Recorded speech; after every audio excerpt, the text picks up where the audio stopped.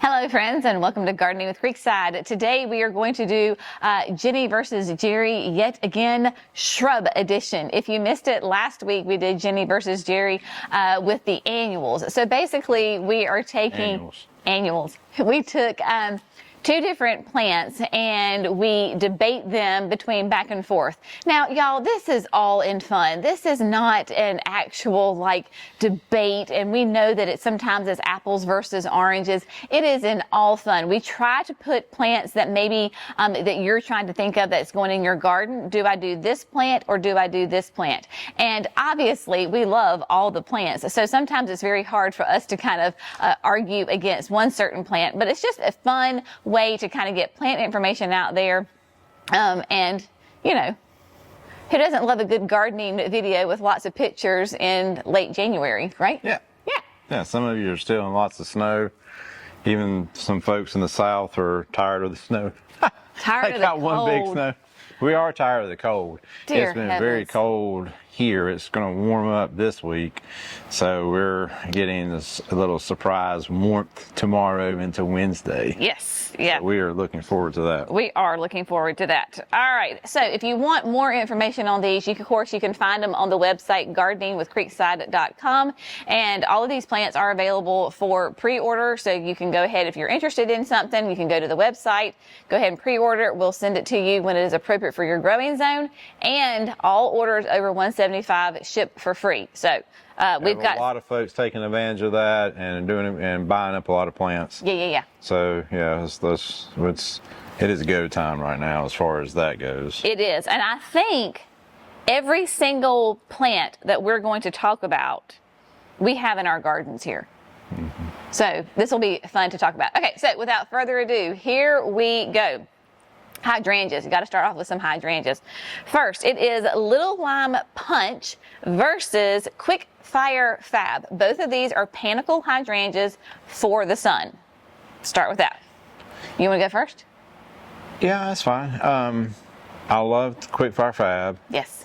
I like it for its really early blooms, and it's one of the fastest blooming panicles on the market. So that's a great way to just go ahead and buy that now and be number one, because it is your first in line. It's the first one. It's going to really bloom for you. It's going to have some of those pink hues to it, like the Little Lime Punch. These are really close together, but I would say Quick Fire Fab, since it blooms earlier, you're going to have a better chance here in the south for that pinker coloring to it. Mm-hmm. You know, very gorgeous iridescent, white flowers to begin with. Going to give you some height at 4 to 5 feet tall, mm-hmm. maybe, ranging up. It's going to be taller than Little Lime Punch. So you could use it as a border, backdrop in front of some other shrubs that we're going to talk about. We're already behind some other shrubs that we're going to talk about. Yeah. And then Little Lime Punch. It is no secret that if you've watched any of our videos for a length of time, you know that I'm a huge fan of Little Lime Punch. This is, quote, an improved version over the original Little Lime. Stays relatively petite in that 3 to 5 foot range. It is incredibly stocky. Like, these stems are so strong and hold those flowers up. And then talking about flowers, completely covering this plant. Absolutely covering it. It is going to be later than Quick Fire Fab. So typically for us, like right around July 4th is when it's really in her fresh new glory. And it is stunning. Really tight blooms on it. Like I said, I just can't tell you enough how stocky this plant is. I love it so much. We have it. We were originally testing it in the patio, right behind the fountain.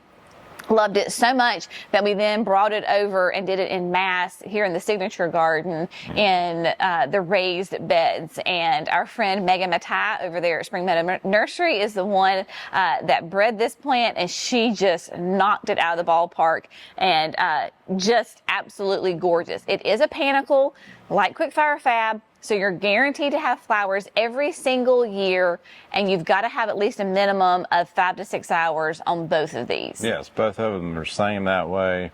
Yeah. I just say mine's earlier. It's going to get the flowers there faster. But if you're a grower, which this is a little tidbit for everybody, these growers are going to like Fire Fab because it flowers sooner. Right, because customers like to buy flowering plants. Yes, Yeah. you know, so that's one reason. I will say that last year I had some problems with my Fabs flopping over after a storm in the berm, and my little lime punches did not. Yep. So there was that. They were still blooming and they were gorgeous, but they did get a little floppy. All right. Completely switching it up, we're now going to go to some evergreen trees. We have North Pole arborvitae versus soft serve, which is a false cypress. Right. So I would pick the soft serve as the winner, and for the fact of that it's going to give you a new texture in your garden that you're not accustomed to seeing, especially here in the South. It is going to be somewhere about 6 feet wide at the base, but this is going to be this pyramidal, kind of like a Christmas tree look as it starts to grow up, and it has this nice soft look to it, hence the name soft serve. And then probably somewhere about here, 8 to 10 feet tall. You could use it on the corner of your house, which would just, you know, as instead of like a emerald green that looks sort of like the North Pole. I see a lot of that, and we take a lot of that out when we're landscaping. So this would be a new specimen that you could add to your landscape. You could use it in your landscape as a specimen in the bed, standing on its own. So it's just a wonderful plant. And as far as adding that texture, wavy texture, like we talked about last week with the purple fountain grass, adding a wave to it, this would have that kind of same texture to it, as far as movement goes. So North Poles. So North Pole arborvitaes are a great choice for most people because they're narrow, they're tight, they can fit into little spaces, and they make a great privacy hedge. So you can plant them relatively close together. They're pretty fast growers. We have them in the berm, and you don't realize how fast they're growing until you look back and you think, oh my gosh, 2 years ago they were 3 feet shorter. So they're a fast grower, go great in tight spaces, perfect for privacy hedges without being like crazy big, right? So they can too get in that 8 to 10, 8 to 12. So I say, as far as the privacy hedge goes, I might perform better at that aspect, that you wouldn't have to use as many of the soft serves to do that, and you're still say at that 8 to 10 feet tall. Yeah, but you have a little gap because you're a pyramid. But then it allows so there's a me gap, to and use the North my Pole doesn't have gaps. creativity It's going to be straight in the across. garden and use something else in front of my privacy, because we do recommend that when you build a privacy screen, let's do some mixture. Let's put something else in the gap, some other type of plant. It gives you that ability to keep expanding on your garden. Yeah. There you go. But then you got to have something bigger to be up there high with it. Yeah, it's going to be great. Yeah. Like sting arborvitae. It'd be really cool.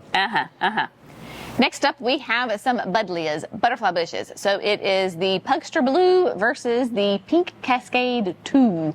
So I do adore Pink Cascade II butterfly bush. This is a absolutely stunning, magnificent, makes a huge impression in the garden. It's going to be bigger than Pugster butterfly bush in the blue, and so it will be great to use as a specimen plant, or if you have a big yard or a big area, you could put a couple of them and have a hedge, but you cannot beat the flowers on this thing. They are massive and they are huge. They have a draping, cascading effect, so they bring interest and texture to the garden. And then the butterflies absolutely covering this plant. Great for those sunny, kind of drier areas. They like to be pretty neglected. You just prune them, easy peasy, but to have that presence in that 4.5 tall and wide with that cascading massive pink flowers, you can't beat it. Yeah, Pugster Blue is a dwarf butterfly bush. and it's one of the best dwarf butterfly bushes on the market. Large size, banana size type blue flowers growing on it. We sell a ton of those. I mean, by far a lot more than those than the Pink Cascade. I think it's because it is dwarf. A lot of people are using it in the landscape and around their houses. They're wanting things a little more dwarf. They don't want the larger size stuff. I will say that Pink Cascade II is nice in the landscape out in a big bed, you know, right. That kind of thing. But I like to plant it around the house. Like if you were wanting to do it around, you had on the corner like your North Pole arborvitae, you could plant, you know, 5 of those around in a circle. I've done a lot of that with the Pugster Blue butterfly bush. I think it's also sterile. So then, you know, climates in the areas where maybe they're invasive or that, you will not have that issue with Pugster Blue butterfly bush. There you go. And I mean, it's neglected, and you don't need to put compost in the hole or any of that kind of stuff. So you don't want to over irrigate it or anything like that. So it's a easy peasy type shrub to use in your landscape. All right, thinking about more on the shade side of the gardens, we have some beautiful evergreens here. Shade side. Do what? Nothing. We have got Sweet and Low Sarcococca, which is relatively new on the market, versus Sprinter Boxwood. Right, so Sprinter Boxwood wins because it is dual sport. I can go in sun or shade. And it's a great versatile plant in that way. Glossy, green leaves, you can keep it 2x2 or you can keep it 4x4. When you read the measurements on these tags, folks, on these shrubs, it is maintained. Easily maintain that, not that it won't keep growing if you never maintain it. So, you know, if you never go and trim your Sprinter Boxwood or your sarcococca, it's just going to keep growing. You know, I mean, some of them grow, when they grow a little bit slower, they're easy to maintain at 2x2 and 4x4. And it is resistant to a lot of the diseases that are out there as far as boxwood goes. Yeah, so it's one that we can put in the shade where some of the other boxwoods guys, you can't do that with. Mm-hmm. So Sweet and Low Sarcococca is a beautiful, nice evergreen shrub that can do shade to part sun. So I would say at least no more than 5 hours of sun on this. It does flower and has a sweet little fragrance. Boxwoods don't flower. And in fact, a lot of people complain about the boxwood odor, like that they give off. It has a much more free-form habit. It's not going to be, you know, a little columnar, or it's not going to be a little ball. It has much more of a natural, pretty shape to it. It will do both like dry areas and damp areas. It does really, really well. And I'm pretty sure that it's got some resistance in there for like the deer and all of those good things. Yeah, that one is deer. Like they have a tag for it, deer-proof tag, whatever that means. But you know, it can. It does. It does have that. And then boxwood has it too. It does. Yeah, they're both pretty deer resistant. And then, but yeah, so to have some people just don't like boxwoods. And if you've ever had like boxwood blight, and maybe you love boxwoods, but you had boxwood blight, you really can't put boxwoods back in there. So that Sweet and Low would be a great option for you. Some people, it's so funny being here at the nursery, some people just have really strong opinions about boxwoods.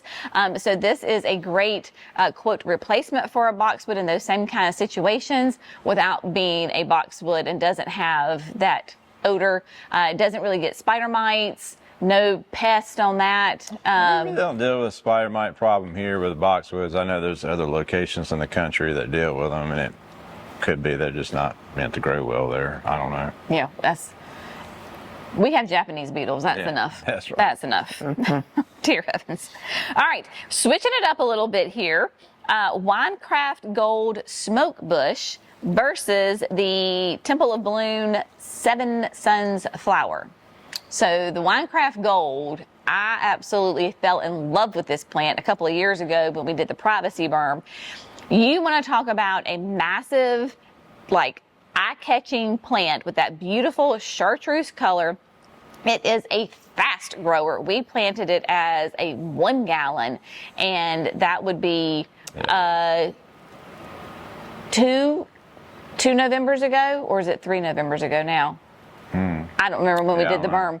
But it is every bit, like I'm 5'2". It is every bit taller than I am. So to have that massive amount of growth for a shrub tree, because it really is like a small tree, right, with your smoke bush. And then of course you get those really fun plumes. That's why it gets the name, the smoke bush, because of those plumes that it does. But just gorgeous, low maintenance. Again, bugs do not like it. We didn't have problems with Japanese beetles eating on it. We've never had to spray it. Very low fuss, low maintenance, massive attractor that really pairs well with other contrasting colors. Like I have it with the Holy Grail hibiscus, and it's beautiful. Yep.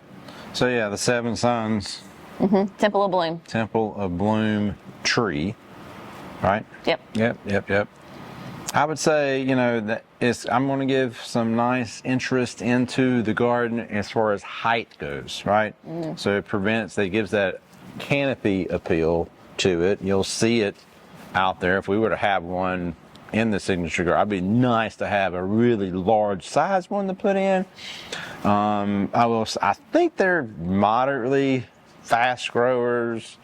You know, I wouldn't really call it a fast grower at all. No. But that interest, the bark interest, the architectural interest that it gives, even after it has, you know, winter has come and you've lost all your leaves, that it has that architectural look to it, and then the cool flowers that come off of it in the spring and summer. So it's a great option to do something different here other than a crepe myrtle.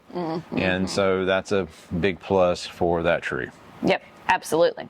Next we have the duo of flowering small trees. We shall say, right? Yes. Well, you consider both of these like small trees. Yes, and both of them you could, you know, train into a standard. I've seen people do that. Yeah. Okay, What is it? What are we talking about? We are talking about probably, I would dare say, the #1 selling shrub at Creekside. Yeah, El Niño is right now the #1 selling shrub, and I think it's because of the flower and the fragrance that you can get from this shrub. And what they may or may not know, maybe they do know, I mean, it's going to grow fast. I mean, it's just, I really want to plant this thing somewhere in the garden over here in a hedge of them, you know, because I know it's going to get there fast. It is deciduous, it's going to lose its leaves, but still it would be such a great presence for the most of the year. We got to get past that. It's deciduous and I'm not going to use it. I can't stand that. So, but you know, I think what really makes this one probably over the top is that it's just going to grow in just about any soil that you put it in, and no fuss, no mess. It's just going to grow. Yep. Yeah. So it is El Niño versus Rock Steady Vitex. So a Vitex, if you're not familiar, before I knew what a vitex was, I thought, my gosh, this is the biggest butterfly bush I have ever seen in my life. It looks like a butterfly bush tree, right? So Rock Steady is better, vitex, better than El Niño, because it is a massive bloomer. So it's going to bloom 6 to 16 weeks longer than a traditional vitex. Those gorgeous purple flowers on it is another fast grower because I really think I am super faster.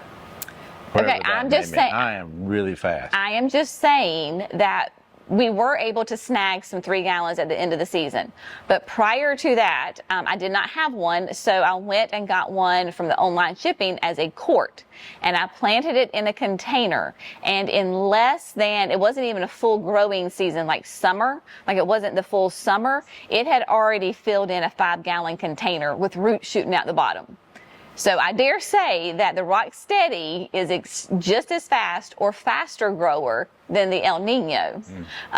We'd have to do a really side-by-side comparison on that. Pollinator attractors love it. Deer resistant, gorgeous show. It would be, I dare say, I think maybe we need to do an El Niño line and we need to do a Rock Steady line, because as far as like a display, because that would be. Yeah, they're both really deer resistant.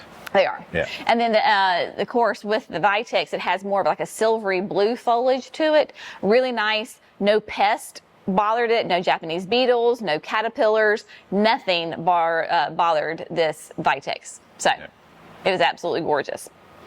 Okay, next we're going to do some nice flowering shrubs. We have Perfecto Mundo Double Pink versus La Vida Mas Indian Hawthorne. Yep. So, I mean, I'm loving the double pink. I love the big flowers, Perfecto Mundo. The whole series is a fantastic azalea. I am going to give you that Perfecto Mundo Double Pink is going to give you, 3 consecutive blooms. It's going to be in flower. Spring, fall, summer into fall. It's a great plant. And it's not your old time azaleas that get really tall and big. Some are like 3 feet tall maybe on that one, I think. So easily maintained. Just let it. Best thing to do with your reblooming type azaleas is the best thing is to leave them alone, not to trim on them too much, because you can start to mess with its blooms if you can't. Now, if you get a rogue limb, yes, of course, let's get our pruners out and prune that guy back. But we don't want to go in there and. Guys, come on now. Let's calm down on the dang hedge trimmers. We don't need to be chopping everything down. Okay. That's right. Oh, and then I hear that a lot. Yes. So then La Vida Mas is an Indian hawthorn. And so for some people in the South, maybe other areas too, that Indian hawthorn can be a bad word because there was I don't know if it was a disease, what went through. They just looked awful. This is definitely a much more improved and a nice petite Indian hawthorn. We have it in the signature garden. It is a beautiful evergreen. It too will do sweet little pink flowers. Now they're not as big and as showy as the Perfecto Mundo Double Pink azalea, but they are sweet and they are gorgeous. Nice. I dare say that the wintertime foliage holds up better on the La Vida Mas than the azaleas, because after this crazy cold that we've gone through, the azaleas can take a hit and they just look kind of shriveled up and sad and thin. Indian hawthorn is still going strong, doing great. Nice manageable size, and there you go. Yeah, speaking about these plants that we're talking about have new genetics in them, so you cannot relate them to the old-timey Indian hawthorn. You cannot relate them to other type of reblooming azaleas or boxwoods. These guys have been worked on with new genetics to do away with some of the issues that we continue to have with some of these older plants. Yep. That's why it's a proven winner. Exactly. Moving back into the shade garden, so some nice evergreen options for the shade garden, because sometimes I think the shade garden doesn't get as much love and attention as the sun garden. Yeah. So we have the Paisley Pup doghobble, which is relatively new in the last 2 years, with the brand new, we haven't even talked about this at all yet, Just Chill Double Pink Camellia.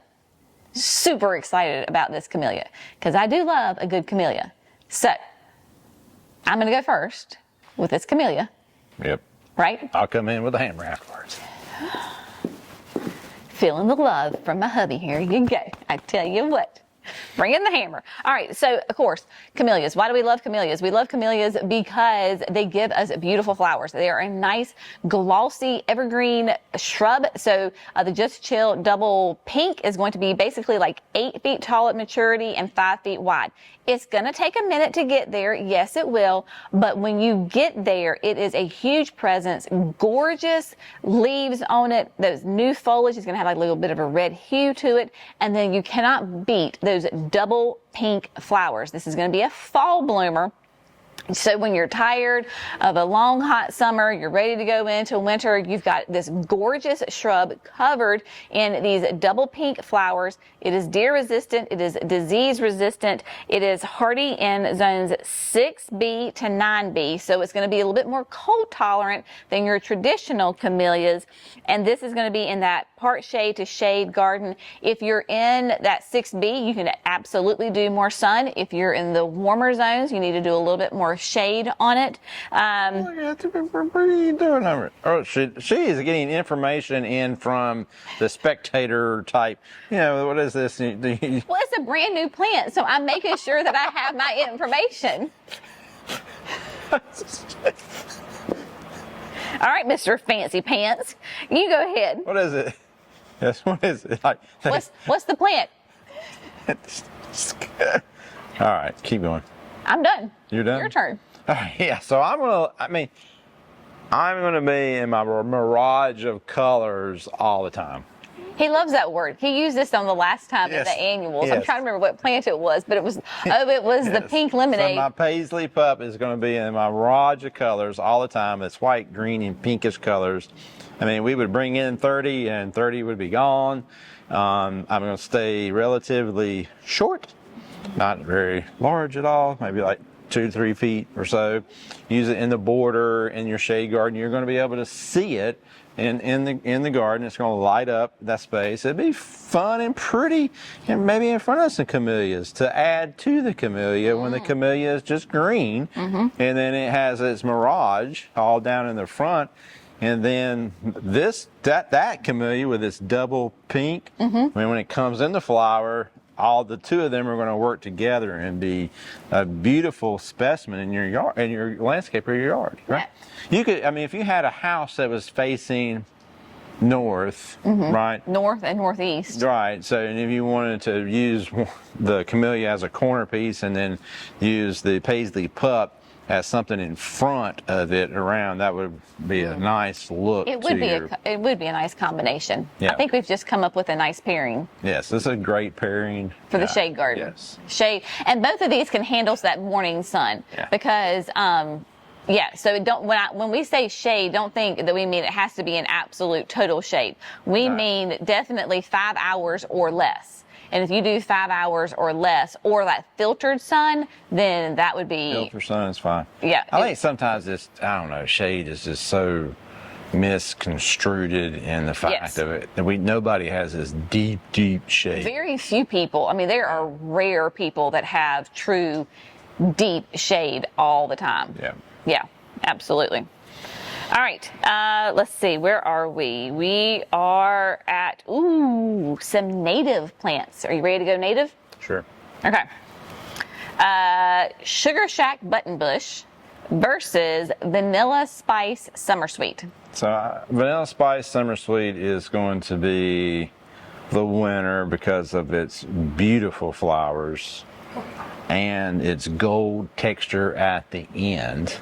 You know, it's really bright and gold and coloring in the fall. And then it does have a sweet smell to it. And it's native, and it can take like great conditions as far as wetness, wet soil, soak up your water type thing. It can grow in multiple locations that way. Easy. Versus the Sugar Shack Buttonbush, which is another native, obviously. It too loves it wet. So you will naturally find these along creek banks, those kinds of areas. And I actually planted a Sugar Shack underneath the forest pansy in that flower bed because there was a spot that was not dry up. Like it was always wet. Put that Buttonbush in there and dear heavens, absolutely exploded. It is huge. Great thing is that it blooms on new wood, so I can really cut it back every season. You cannot, while Vanilla Spice has beautiful fragrant flowers, you cannot beat the coolness and the uniqueness factor of a Sugar Shack flower. It looks like something that you're looking at underneath a microscope. It is white, has all these little like hair balls on it, and then as the season progresses, then they turn a nice bright red. It is beautiful. The critters tend to leave it alone. Fast grower, sun or shade, very adaptable. Makes a nice big presence. If you have that wet area, you could put a couple of those in there, and it would be really gorgeous and fun and unique. Yep. Different. Anything else? That's it. That's it. All right, going back to some hydrangeas, but instead of sun hydrangeas, we're going to do more like a shady hydrangea, at least here in the South. You northerners can grow hydrangeas in full sun, and yeah, in our mountain communities, and yes. North Carolina, South Carolina, Georgia, and all that kind of stuff. Yes, yes. They can grow them In those higher elevations. Yep. And we can too, but not in the full sun. Yeah. So what we have is the new Wee Bit Innocent versus Tuff Stuff Top Fun. Do you want to go first with your Top Fun, or you want me to go first? My Top Fun is the funnest hydrangea. Because it is like 2 feet tall, has beautiful, it's not just going to have brown stems, it's going to have nice purpley looking stems to it. So that gives me a little bit of bump there. I have a mirage of colors. You and the mirages. The pink and the blues, and it's a lace cap. So it's a rebloomer. So you could, get old flowers, cut them back, and it's going to rebloom again for you, 2 to 3 feet tall, grows in average soils, nothing too fancy. Here, you're looking at, part sun to, really just part sun. So I would say morning sun. Yeah, morning sun is really good, and then like lunchtime-ish or thereafter is coming off of it, and that way it doesn't get the heat of the day, and it'll perform really well for you. It's new, it's something new. It's something new to add to your garden, and I just have beautiful, beautiful, beautiful colors all the time. Reblooming all the time. He's Top Fun. I'm innocent, and I'm sweet and angelic and soft color palettes and nice and petite. Remember when I said that Little Lime Punch was bred by Megan Matai? Well, this too is a Megan Matai introduction. So Wee Bit Innocent is going to be nice and short. So it's going to be about a foot shorter than Top Fun, but it's going to be wider. So it's going to be a short and wide hydrangea, perfect for containers, perfect for the very front of the landscape, has that classic hydrangea mop head that we are accustomed to. It is pH dependent, so you're either going to get like soft pastel pinks or soft pastel blues. It's not going to be really bold and vibrant, so nice, soft look for the garden on your eyes. And yeah, so it's a rebloomer too. It's going to be strong in the spring and early summer, and then it will have some blooms also in the fall. Sounds great. Yes. And also, let's talk about this too, because you talked about it with the Indian hawthorns and the azaleas, is with these, because they bloom on old and new, y'all don't prune them, and they're short, they're little, they don't need to be pruned. Both of these hydrangeas are going to be nice petite hydrangeas, so there is no need to take the pruners or the clippers to them, right? Yeah, just for cleanup, or you just want to take off an old flower or something like that, right? But pruning, I'm not talking about cutting the flower. Customer understands, All right, so I said something about cutting on it, but I just want to make sure that, it's good with the flower. Yes, absolutely. All right, we have Pillow Talk Gardenia versus Double Play Doozie Spirea. So, in my opinion, there's absolutely no question which one is the best, because Pillow Talk Gardenia, first of all, it's a gardenia, hello. 2, it is evergreen, gorgeous glossy green leaves year round. It is not deciduous. You get massive classic gardenia flowers on it, pure white. It is a double flower, which in my opinion, I'm a gardenia snob. I like a double flower on my gardenia versus a single flower, and you cannot beat the fragrance. It is absolutely stunning. It smells divine, and it is a full sun plant. And Pillow Talk is nice and petite. It is not that old-timey gardenia that just absolutely overtakes everything. I want to stay in that 3-foot range with your Pillow Talk. But between the glossy green leaves that are evergreen, the flowers, the fragrance, done. Yeah, Double Play Doozie, hence the name.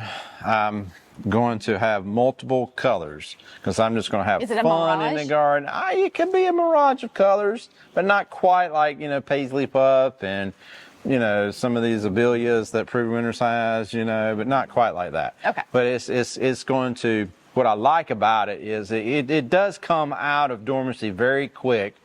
And out of all the spireas, it is a little more cold tolerant of that first freeze, where I've had some other spireas burn back the first time it gets a little bit of a frost. So it actually makes the plants even more gorgeous coming into spring. But it is deciduous. That's, you don't have to worry about your gardenias worried about coming out of dormancy. It is deciduous, but I'm going to be fun and playful in the garden with all my different colors.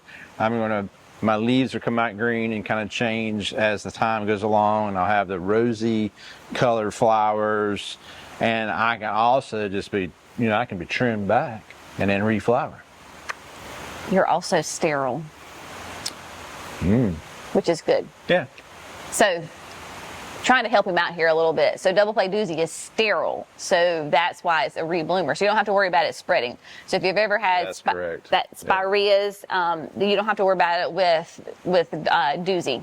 So there you go. So there we go. Any of that nuisances has been gone out of that. Yeah. And once again, we got two plants here that I think would be pair well with each other, because Doozie I might plant it in the front or some sort of staggered look to it, because it can be relatively both the same height. Because the dark green foliage of the gardenia and that lighter green and the rosy colors that come out of it, they would all look really well with each other. They would. Yeah. They sure would.